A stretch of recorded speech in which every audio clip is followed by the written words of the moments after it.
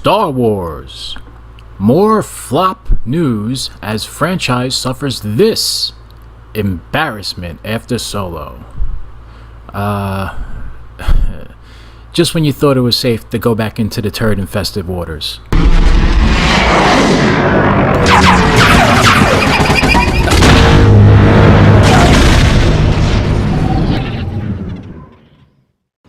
How's it going, everybody? This is Phil. So it's been some time now since Solo's been out of the theater. It's ended its theatrical run, essentially. And, even just kind of minding its own business and standing still, it continues to find a way to be a blemish on the Star Wars franchise. This article is just kind of pointing out how badly the movie did perform, especially for a Star Wars film. So this is coming to us from express.co.uk,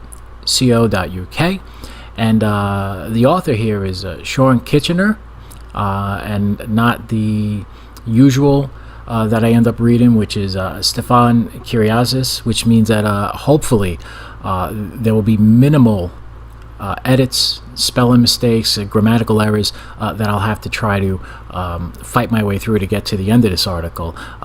Fingers crossed. One could only hope. This site seems to struggle with all of the above, as well as usually headlines. So anyway, let's get moving forward, shall we?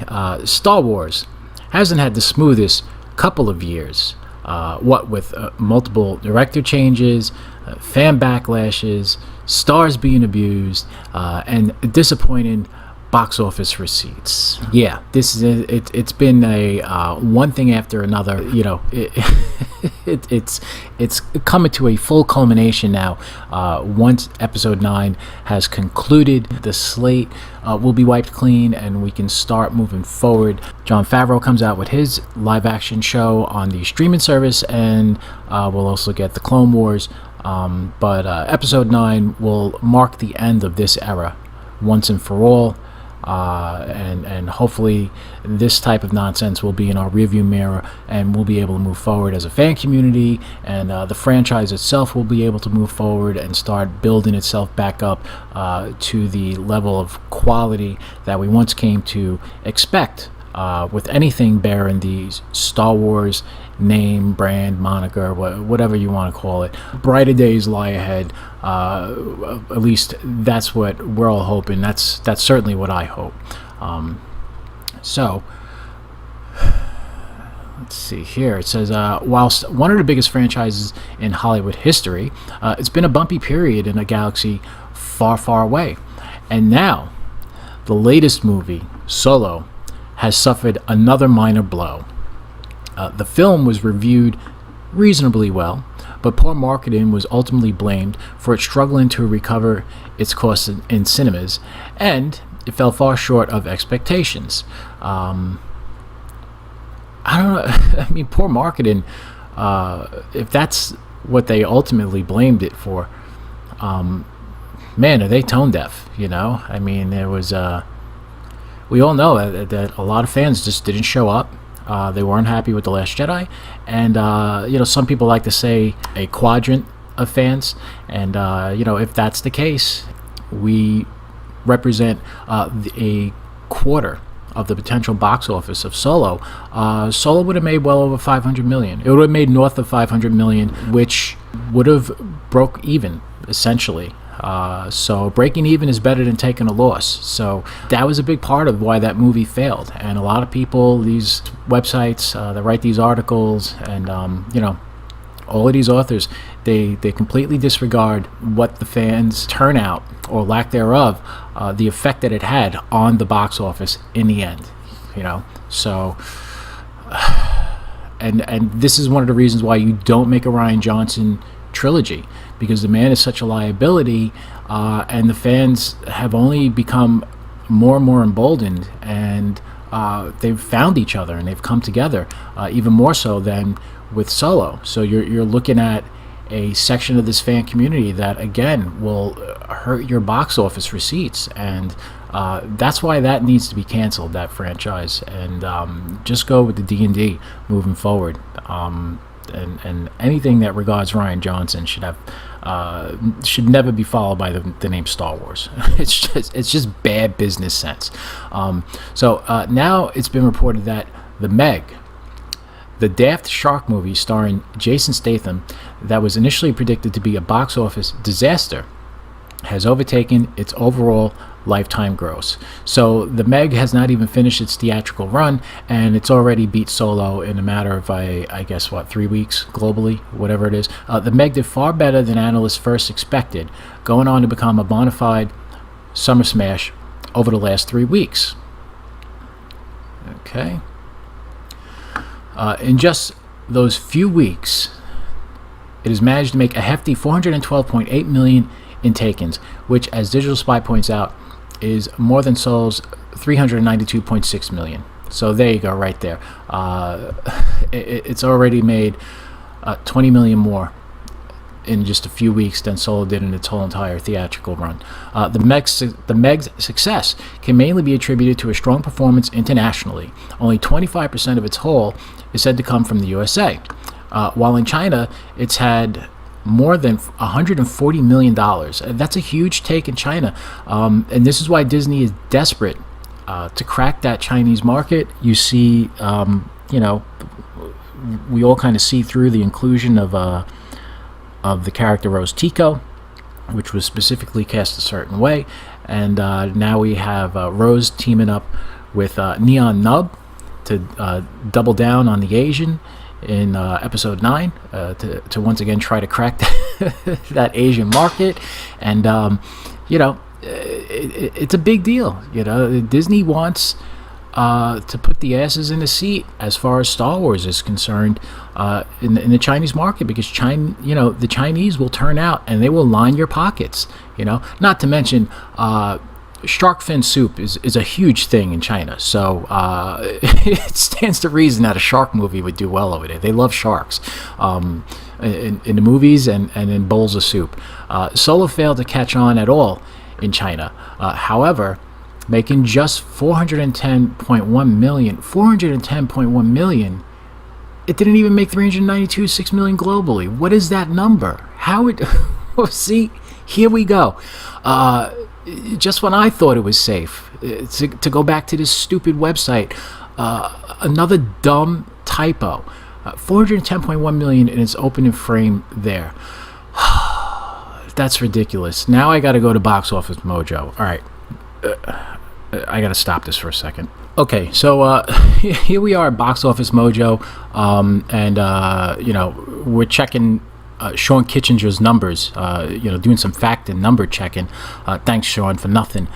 So we can see here the opening weekend, it's putting its numbers at 9.7 million, and then it's I thought it was a 2-week run that got yanked, but it looks like they're showing numbers up into 4 weeks. But I mean, these numbers are so insignificant, it might as well have been a 2-week run. But when it was all said and done, in China you ended up with 16.47 million. So that was your Chinese box office. And if we look at the summary for the movie overall, 392.6 million.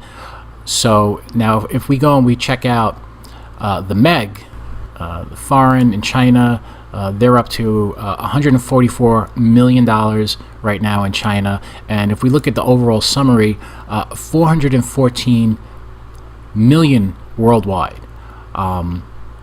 So I mean that's where we're at with Star Wars. A movie about a big stupid shark in a span of 3 weeks. Okay, this movie's been out for 3 weeks. It's made $414 million worldwide, and Solo was out for a total of 14 weeks. I can't scroll up, unfortunately. It was a 14. You're gonna have to take my word for it. It's a 14-week run, and in 14 weeks, Solo's box office is $392 million, and Meg in 3 weeks is 414, and that is what's embarrassing for the Star Wars franchise. That a movie like Meg, which, listen, it's a big dumb summer popcorn movie. All right, and it's those movies that used to come out where animals were exposed to some kind of a nuclear fallout or radioactive waste, and then they grow to enormous sizes. It's a Roger Corman movie essentially, and it's beat Star Wars. And this should just be nothing more than a fun popcorn flick that maybe catches people by surprise and makes a nice return on investment, and then you end up getting a sequel and whatnot. But it shouldn't be in the same. It shouldn't surpass a Star Wars movie. So yeah, it is kind of embarrassing. The other thing that annoys me about this whole thing, that I had to go and check these stupid numbers, is that trying to find the opening weekend box office, I ended up over here. This nut, Scott Mendelson, in his article, because I found out it's $120,000 for the Thursday midnight preview grosses, which was I remember that now. That was super embarrassing. That's these numbers are they are embarrassing for Star Wars, and this is what happens when you turn this franchise over to somebody like Kathleen Kennedy. That's her Star Wars in a nutshell. And this is what happens when you let a nut drive a franchise like this into the ground. So anyway, let's go back to the article where you're reading, and thanks for having me end up on a Scott Mendelson article, Sean. F you, dick. So, all right. Now, where the hell was I? Okay, in terms of critical response, the Star Wars standalone did far better than the Meg, winning a 71% score on Rotten Tomatoes compared to the Meg's 46%. Yeah, but I mean, listen, the bottom line is it's box office. Nobody really cares about the critical response right now. You can wipe your ass with what the critics said. Disney is looking at the Meg going, geez, what do we got to do to get those numbers for a Star Wars movie at this point? So attention now turns to J.J. Abrams' Episode 9, to restore faith in the Star Wars name.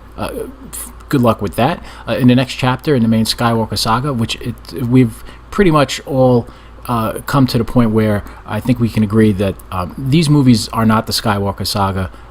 They're the Rey, Finn, and Poe saga. The Rey saga, really. The Skywalkers have taken a back seat, and they've been systematically killed off with all the other legacy characters unceremoniously for the most part. And we're only waiting to see how they dispatch Lando at this point, and make a joke at whatever characters they decide to bring in for the final curtain call of this complete disaster. The last part of which, 2017's The Last Jedi, has generated its fair share of controversy.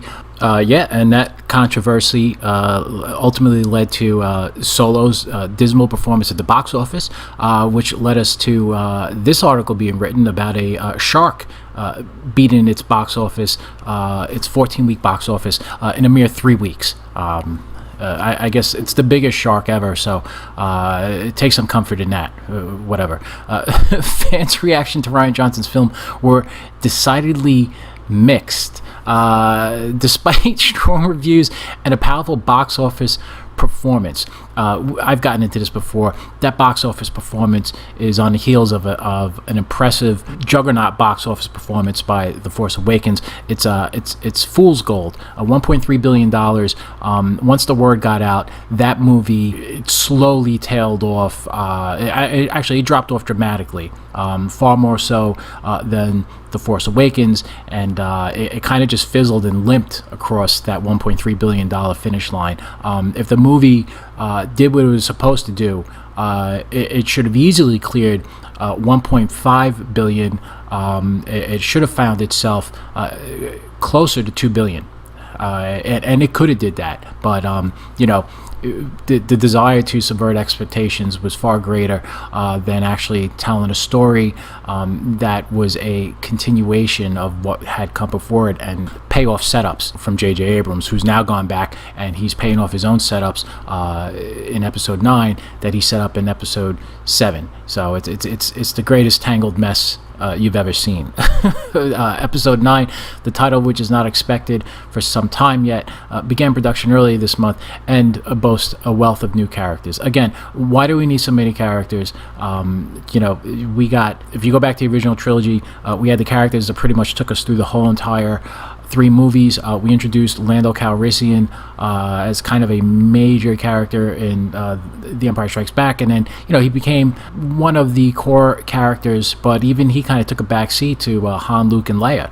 One of the problems with this new trilogy is they're constantly bringing in more characters that they have to introduce, and everyone's jockeying for screen time. It's become a log jam, and you set up enough characters in the first movie, plus you had the original trilogy characters. It's too much, and that's one of the reasons with this movie. It can't find its way. It doesn't know how to concentrate on the characters it's trying to establish. The legacy characters take a back seat to the chagrin of classic trilogy fans, and at the detriment of telling a story that's anything worthwhile, because you have bad characters that you're establishing to begin with. So it's just, I'm getting all fired up over this stupid article about a shark. All right, that's it. Have you guys seen The Meg? Are you going to see The Meg? How do you feel about The Meg topping the flop that is Solo at the box office in a mere 3 weeks globally? It did it. It is embarrassing. I mean, when you really take it all in, it's just another thing that you could point to and say, hey man, this is not the mighty Star Wars franchise that it once was. When it's getting beat by movies like this, which are fun summer popcorn movies. And look, Star Wars movies are fun summertime popcorn movies as well, but we've come to expect more of them, and they should perform better. They are a benchmark franchise. Okay, they're up there with, they're the upper echelon. They are the bar, that everything should be measured against. Now, the bar is Marvel, and that's been established over the last decade, and especially culminated in what Infinity Wars was able to do at the box office. But there's no reason why Star Wars shouldn't be up there as well. They shouldn't be turning out $400 million stinkers that lose money. Ever. That should never happen with a Star Wars franchise movie. Who knows? I mean, J.J. Abrams has thrown so much into this movie. I already told you that Falkor, the Luck Dragon from Never Ending Story, he's going to be part of it. The rumors suggest that the First Order has an underwater base. Maybe the Meg will show up in episode 9. Maybe they'll put the Meg in there too. Everything else is getting thrown into this movie. Episode 9, the kitchen sink. So why not the Meg? All right, guys, that's it. Thanks for watching. If you like this video, hit the like button. Feel free to comment down below. Let me know what you think about this. And if it's your first time here, hit that subscribe button if you like, and give that little bell a click. Next time I post a video, you'll be first to know about it. And I will talk to you guys sometime soon. Until then, let us pray that Express.co finds themselves an editor for Stefan Kyriazis and Sean Kitchinger. If not, they can all go to hell. So be happy, be safe, be healthy. Have a great day, guys. Bye.